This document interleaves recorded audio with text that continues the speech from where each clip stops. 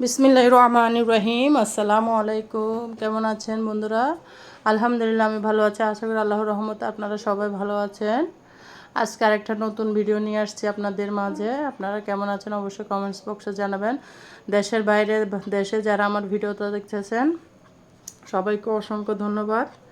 দেখুন আমি এখানে ফালুদা রান্না করছি ঘরোয়াভাবে। প্যাকেট ফালুদা কিনে নিয়ে ওখানে আমি পুরোটা দেখাইতে পারি নাই। নুডলস আর দুধ, তারপর হচ্ছে সাবুদানা দিয়েছিলাম, একটু এলাচ গুঁড়া দিয়েছিলাম, পাউডার মিল্ক দিয়েছি। পুরোটা রেসিপি দিই না। এটা হচ্ছে আমি এই যে ফালুদার মধ্যে যে জেলিটা থাকে ওই জেলিটা আমি বাসায় তৈরি করতেছি। এই যে এখানে আগার আগার পাউডার দিয়ে দিয়েছি, আদা চা চামচ, পানি দিয়েছি 1 কাপ। এগুলো পানিগুলো বলক দিয়ে উঠলে তারপর দিয়ে দিব এখানে আপনার ফ্রুট কালারটা দিয়ে দিব। একদম দোকানের মতো পারফেক্টলি হয়েছে। আপনারা এভাবে বাসায় ট্রাই করবেন। দোকান থেকে আর কিনে আমাদেরকে ফালুদা খেতে হবে না, অনেক মজা হয়েছিল। দেখুন এখানে আমি জর্দা রং দিয়ে দিলাম একটু। আমার কাছে ফ্রুট কালারটা ছিল না, সেজন্য জর্দা রং ছিল, কিন্তু অসাধারণ হয়েছিল খেতে, একদম দোকানের মতো পারফেক্টলি হয়েছিল। দেখুন এখানে আমি চিনি দিচ্ছি। চিনি না দিলে হবে না, নাহলে পানসা পানসা লাগবে। অবশ্যই চিনি দিবেন। আর একটু লবণ দিয়েছি আমি স্বাদ মতো। আচ্ছা আপনারা চাইলে স্কিপ করতে পারেন। অনেকজনে মিষ্টি খাবারে লবণ ইউজ করে না, আমি মিষ্টি খাবারে লবণ ইউজ করি যেন চিনির ব্যালেন্সটা ঠিক থাকে। সেই জন্য আপনারাও চাইলে লবণ দিতে পারেন, না হলে স্কিপ করতে পারেন। দেখুন 1 চিমটা লবণ দিয়েছি, বেশি না, মিষ্টি খাবারে বেশি লবণ দেওয়া যায় না। একটু যেন চিনির ব্যালেন্সটা ঠিক থাকে সেই জন্য একটু লবণ দিলে ভালো লাগে। এটা আপনারা চাইলে স্কিপ করে দিবেন, সমস্যা নেই। অবশ্যই এভাবে বাসায় ট্রাই করবেন, অনেক মজা হয়েছে। আমার বাসায় কালকে মেহমান আসছিল, এবার আমি ওরা বুকে বলছিলাম আমার হাজব্যান্ডকে যে ফালুদা আনিও না, এবার বাসায় ট্রাই করব। দেখুন জেলিটা আমি হয়ে গেছে, এখানে ঢেলে নিয়েছি। এখন অন্য কালার জেলি করব। এটা হচ্ছে কমলা কালারের, অরেঞ্জ কালার করে নিয়েছি। এবার আমি রেড কালারের করব। আপনারা অবশ্যই এভাবে বাসায় ট্রাই করবেন। আর দোকান থেকে বেশি দাম দিয়ে ফালুদা কিনে আনতে হবে না। প্যাকেট ফালুদা রান্না করলে তো আপনার 2-4 জন খাইলে মন পুরে খাওয়া যায় না। এভাবে রান্না করলে আপনারা তৃপ্তি করে বাসায় খেতে পারবেন, আর সুস্বাদু, আর কেমিক্যাল ছাড়া। দোকানেরগুলা কেমিক্যাল দিয়ে ভরাই রাখে, যা খেলে স্বাস্থ্যসম্মত নয়। আপনারা এবার বাসায় ট্রাই করবেন, স্বাস্থ্যের জন্য অনেক ভালো। এখানে আবার আরেকটা পাতিল বসিয়ে দিয়েছি, অনেকক্ষণ হয়ে গেল। দেখুন আমি সেটার জন্য সরি, আমার মনে ছিল না। এখানে আমি আগার আগার পাউডারগুলো দিচ্ছি। এগুলা যে কোনো শপে পেয়ে যাবেন, বা আপনার বড় মুদি দোকান আছেন, আমাদেরগুলো বড় মুদি দোকান থেকে আনছে। ছোটোখাটো দোকানে পাওয়া যায় না, বড় মুদি দোকানে পেয়ে যাবেন, বা কোনো শপের মধ্যে পেয়ে যাবেন। আগার আগার পাউডার দিয়ে অনেক কিছু বানানো যায়। সামনে আপনাদেরকে রেসিপিগুলো অবশ্যই দিব ইনশাল্লাহ, আল্লাহ বাঁচিয়ে রাখলে। আর যারা আমার চ্যানেলে নতুন আছেন তারা অবশ্যই আমার চ্যানেলটি সাবস্ক্রাইব করে দিবেন, আর বেল আইকনটি অন করে দিবেন, যাতে আমি ভিডিও দেওয়ার সাথে সাথে আপনাদের কাছে নোটিফিকেশনটা পৌঁছে যায়। আর যারা এই কাজটি করে দিয়েছেন সবাইকে অসংখ্য ধন্যবাদ। যারা আমাদের সাথে আছেন সবাইকে অসংখ্য ধন্যবাদ। আর ভিডিওটা লাইক দিয়ে অবশ্যই কন্টিনিউ করবেন। দেখুন এখানে আমি রেড কালারের ফ্রুট কালার দিলাম। আপনারা আপনাদের কালার অনুযায়ী দিতে পারেন। আমি আমার পছন্দ মতো করতেছি, আপনারা আপনাদের পছন্দ মতো করে নেবেন। দেখুন আমার দুটোটা কালার রেডি হয়ে গিয়েছে। এবার আমি এগুলোকে কেটে নিয়েছি। এটা আপনাদের পছন্দ মতো আপনারা কেটে নেবেন। আমার বাসায় মেহমান আসছিল অনেকগুলা, সেজন্য তাদের জন্য করছি। কিনে আনলে তো আপনার 4-5 প্যাকেট লাগতো, এই বাসায় করে নিয়েছি। দেখুন অনেক মজা হয়েছিল কিন্তু খেতে, সুস্বাদু। মেহমানদের থেকে জিজ্ঞেস করছিলাম যে কেমন হয়েছে, বলছে অনেক মজা হয়েছে। এখানে আমি আদা বাটা, রসুন বাটা, বাদাম বাটা নিয়েছি, আর পেঁয়াজগুলোকে ব্রাউন কালার করে নিচ্ছি। আমি সবসময় মাংস রান্না করার সময় পেঁয়াজগুলোকে ব্রাউন কালার করে নিই। দেখুন এখানে আদা বাটা দিয়ে দিচ্ছি, রসুন বাটা, পেঁয়াজ বাটাগুলোকে তেলের মধ্যে অবশ্যই ভেজে নেবেন, কারণ আদা বাটা রসুন বাটার মধ্যে একটা কাঁচা গন্ধ থাকে। তেলের মধ্যে ভেজে নিলে একটু ধৈর্য ধরে কাঁচা গন্ধটা আর থাকে না। আপনারা চাইলে এভাবে, যারা নতুন রাঁধুনি আছেন, এভাবে ভেজে নিতে পারেন। দেখুন এখানে মরিচের গুঁড়া, হলুদের গুঁড়া, জিরার গুঁড়া, আর একটু রাঁধুনি মাংসের মশলা দিয়েছিলাম। আপনারাও চাইলে এভাবে রান্না করতে পারেন, রান্নাটা সবাই পারে। আমি মেহমানদের জন্য কী কী আয়োজন করছি বন্ধুরা আপনাদের মাঝে শেয়ার করতেছি।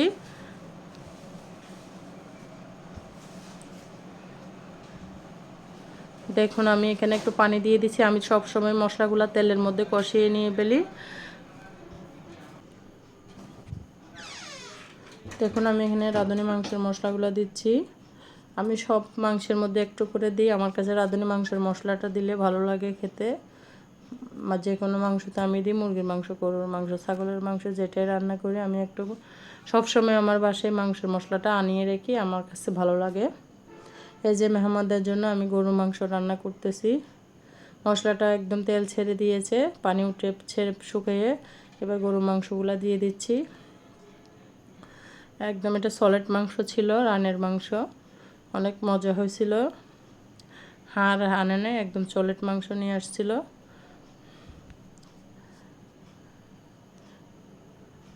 কীভাবে আপনাদের ঈদ কাটলো সবাই কমেন্টস করবেন। এবার ঈদটা অনেক আনন্দময় হয়েছে আলহামদুলিল্লাহ। আর সবাই আমার ভিডিওটা ভালো লাগলে অবশ্যই একটা লাইক দিবেন, লাইক দিয়ে ভিডিওটা কন্টিনিউ করবেন, আর ভিডিওটা অবশ্যই ফুল ওয়াচ করে দিবেন বন্ধুরা। দেখুন আমি এখানে আলু দিয়েছিলাম কয়েকটা। এই যে একটা আইটেম আমরা রান্না অন্য চুলায় নিয়ে গেছি, এখানে পেঁয়াজ দিয়ে দিচ্ছি।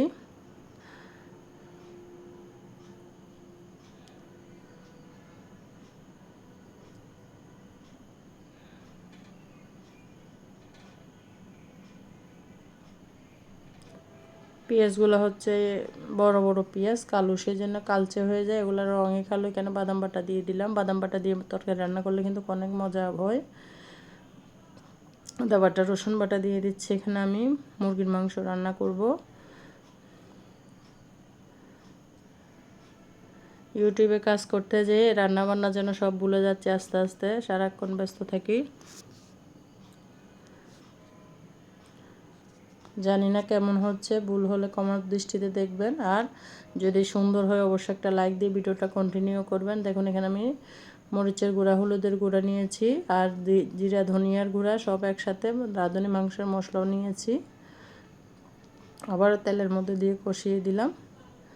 অবশ্যই আপনারা সবসময় তেলের মধ্যেই দিবেন, পানি দিলে মাংসের স্বাদটা কমে যায়, কালারটা সুন্দর আসে। এই জন্য আমি সবসময় তেলের মধ্যে ভেজে রান্না করি। মশলাটা তেলের মধ্যে দিলে তরকারির কালার, মাংসের কালারটা অনেক সুন্দর আসে।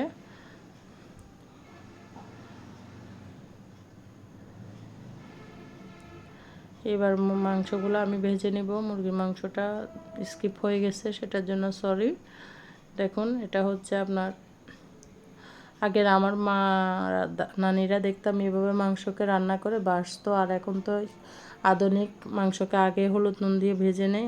তবে আমি আগের মা দাদিদের এটাই কালচারটা ধরে রেখেছি। জানি না এইভাবে রান্না করেন, মাংসটা হাফ সিদ্ধ রান্না হয়ে গেলে এভাবে আমি তেলের মধ্যে দিয়ে ভেজে নিই। এটা অনেক খেতে অনেক মজা লাগে। জানি না কে কীভাবে রান্না করেন, অবশ্যই কমেন্টস করবেন। আমার কাছে কিন্তু এইভাবে মাংস রান্না করলে না অনেক মজা লাগে। একটু তেল দিয়ে দিবেন, আর মাংসটা ফুটে ছিটে আপনাদের গায়ে আসবে না। তেল অনেক সময় মাংস দিলে তেলটা ফুটে গায়ে আসে। অনেকগুলা রান্না করছি, অনেক সময় নিয়ে ভিডিওটা করছি। বাচ্চা কান্না করতেছে, তারপরে একটু ভিডিওটা করতেছি, আপনাদের মাঝে শেয়ার করব। আপনারা আমার সাথে আছেন বলে আমি এত জোর যাইতে পারছি।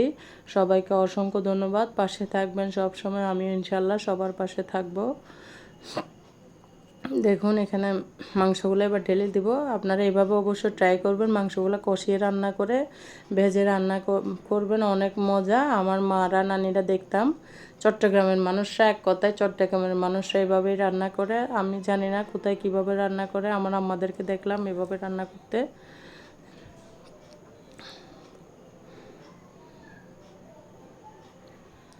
এখানে আমি তেল গরম করে দিয়েছি, মুরগির মাংসটা হয়েছে। এখানে আমি মুগ ডালগুলো দিচ্ছি, মুগ ডালগুলোকে তেলে ভেজে নিব। অনেকজন আছে আপনার তেলে রান্না করে, আমি এখানে তেলের মধ্যে ভেজে নিচ্ছি, বাবুসিয়া স্টাইলে রান্না করছিলাম। অনেক মজা হয়েছিল, কিন্তু কীভাবে আপনারা ট্রাই করতে পারেন। একের ভিতরে অনেক কিছু দেখাচ্ছি, জানি না কেমন হচ্ছে। মুগ ডালগুলোকে তেলের মধ্যে ভেজে নিচ্ছি আমি। মুগ ডালগুলা তেলের মধ্যে যখন একদম ঝনঝন করে আওয়াজ করবে, তখন বুঝবেন যে আপনার ডালগুলো ভাজা হয়ে গেছে। টেলে নিতেও পারেন, এইভাবে বাবুচিরা কিন্তু এইভাবে টেলে নিয়ে রান্না করে। আর একটু তেল দিয়ে দিয়েছিলাম, তেল কম হয়েছিল সেই জন্য আমি একদম ভাজা ভাজা করে নিয়েছি।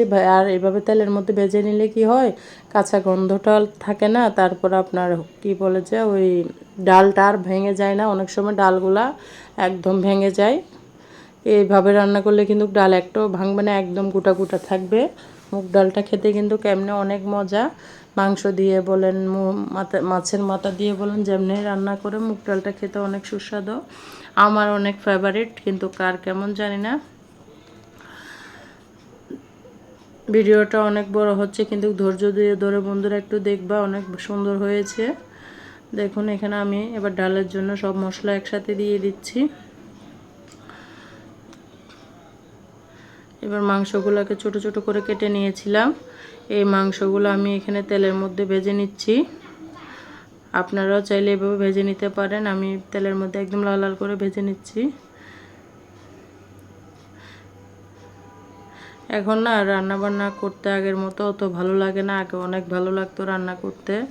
তারপর আলহামদুলিল্লাহ যেটা করি মন দিয়ে, মাশাআল্লাহ সুন্দর করেই করি, সুন্দর করে মজা করে রান্না করার চেষ্টা করি। জানি না কেমন হয়েছে, আমি রান্না করছি, আমার কাছে অনেক ভালো লাগছে, সবার কাছে কেমন লাগছে জানি না। আমার হাজব্যান্ড তো আমার রান্না ছাড়া খেতেই পারে না, ও আমার রান্নাই পছন্দ করে, কারো রান্না পছন্দ করে না। যেখানে যাই বলে আমার হাতে রান্না করতে, তো আমি বলি সারাক্ষণ তোমার বাসায়ও রান্না করবো, আবার বেড়াতে গেলে আমার বোনের বাসায়, আমার বাপের বাড়িতে যাইলে বলে আমাকে দিয়ে রান্না করাইতে। তো সারাক্ষণ বাসায়ও রান্না করব, আবার বেড়াতে গেলে ওখানেও রান্না করব, কেমন লাগে না? ও মানে আমার রান্না ছাড়া খেতেই পারে না, ওর বোনদেরকেও বলেছে আমার রান্না অনেক মজা।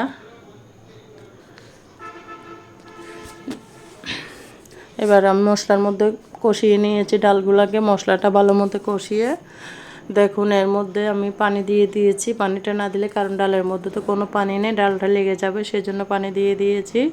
এখন ডালগুলা 50% সিদ্ধ হয়েছে, একটু ভেজে নিয়েছিলাম, এই জন্য সময় লাগছে মুগ ডালগুলা হইতে।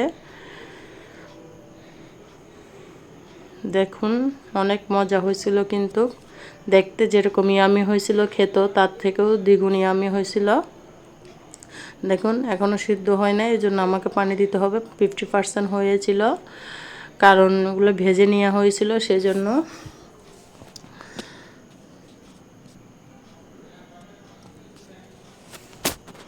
ডালগুলা পানি দিয়ে দিয়েছি ভালো করে, একটু লবণ দিয়ে নেই, ভুলে গিয়েছিলাম, পরে দেখি লবণ দিয়ে নেই, তারপর আবার লবণ দিয়েছি। মানুষ আসলে গরম পড়তেছে, তো রান্নাঘর অনেকগুলাই রান্না করছি, সেই সকাল 6টাতে উঠে কাজ শুরু করছি মেহমান আসবে দেখে। প্রথমে ডেজার্ট আইটেম করছিলাম, পরে রান্না বান্না করছি। এই যে মুগ ডালগুলো অনেক মজা হয়েছিল, আমার এত রান্না থেকে আমার ডালটা ফেভারিট, সেই জন্য ডালটা অনেক ভালো লেগেছিল।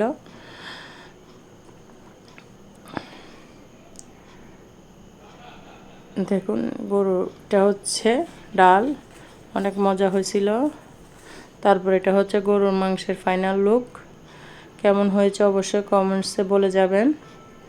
আর যারা আমার ভিডিও জুড়ে ছিলেন সবাইকে অসংখ্য ধন্যবাদ, অনেক অনেক ভালোবাসা, পাশে থাকবেন সব সময়, আমি ইনশাল্লাহ সবার পাশে থাকবো। দেখুন এখানে আমি এবার পোলাও রান্না করছি, শেষ মুহূর্তে আসি। পোলাওটা রান্না করছি, তেল পেঁয়াজ ভেজে নিয়েছি, একদম ভালো করে লাল লাল করে বেরেস্তা করে নিয়েছি, কারণ লাল লাল করে বেরেস্তা করে নিলে ফ্লেভারটা ভালো আসে।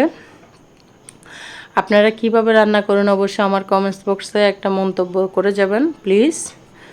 দেখুন পোলাওটা রান্না হয়ে যাবে। পোলাও রান্না করতে কিন্তু 10 মিনিট টাইম লাগে, গরম পানি দিলে বেশিক্ষণ লাগে না। এখানে পোলাও রান্নার একটা নিয়ম বলে দিই, পারফেক্ট নিয়ম। এখানে হচ্ছে 1 কাপ চাউলের সাথে ডাবল পানি, যদি 1 কাপ চাউল দেন 2 কাপ পানি দিবেন, এটা হচ্ছে আপনার পারফেক্টলি পোলাও হবে, একদম ঝরঝরা, কোনো ইয়ে হবে না, একদম পারফেক্টলি হবে। যারা আমার ভিডিও জুড়ে ছিলেন সবাইকে অসংখ্য ধন্যবাদ। দেখুন আমি এই মগ দিয়ে দিয়েছি, তারপর এটা মেপে দিয়েছি, অনেক সুন্দর হয়েছে। মাশাআল্লাহ আমার ইয়াগুলো সুন্দর। আসসালামু আলাইকুম রহমতুল্লাহি ওয়া বারাকাতুহু। সবাই ভালো থাকবেন, সুস্থ থাকবেন, আল্লাহ হাফেজ। আবার দেখা হবে নেক্সট ভিডিওতে।